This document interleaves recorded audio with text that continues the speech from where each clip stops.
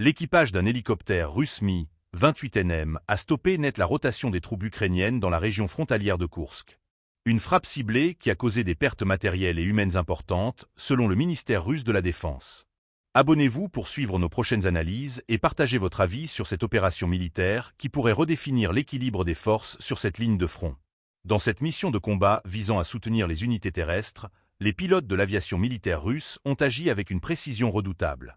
Les missiles tirés ont atteint des véhicules blindés ainsi que des positions des forces armées ukrainiennes, causant des destructions significatives. Selon les informations transmises par Moscou, la cible aurait été intégralement neutralisée. Le mitrailleur avancé à bord de l'appareil a confirmé la réussite de l'opération, validant l'efficacité de cette frappe aérienne. Ce type de manœuvre, impliquant une coordination étroite entre reconnaissance et frappe directe, est devenu une pratique fréquente dans les conflits modernes. Mais ce qui retient l'attention, c'est surtout la phase de retrait.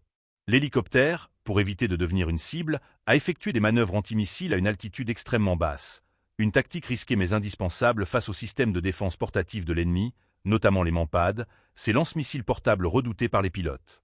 Pour accroître ses chances de survie, l'équipage a également tiré des leurres thermiques, créant une confusion dans les systèmes de ciblage adverses. Cette stratégie, bien que classique, reste l'une des méthodes les plus efficaces pour contrer les attaques aériennes dans des zones aussi disputées que la région frontalière de Koursk. Cette intervention s'inscrit dans un contexte de tensions croissantes sur cette ligne stratégique entre la Russie et l'Ukraine. Les rotations régulières de troupes ukrainiennes dans cette zone visent à renforcer leur position face à la pression militaire russe. L'interruption de ces mouvements pourrait donc impacter l'organisation des forces ukrainiennes et compliquer leur tentative de stabilisation du front.